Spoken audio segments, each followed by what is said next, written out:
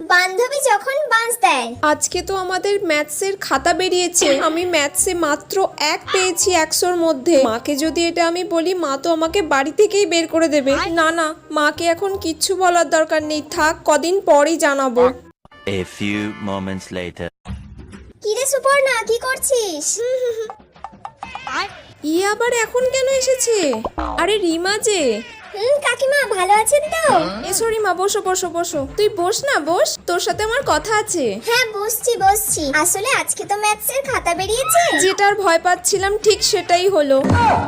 কাকিমার সঙ্গে তো আমার দুদিন আগে দেখা হয়েছিল। কাকিমা তখন আমাকে জিজ্ঞাসা করছিল, কাকিমা জানেন তো আমাদের ম্যাথসের খাতা বেরিয়েছে, আর আমি 98 পেয়েছি। খাতা বেরিয়েছে?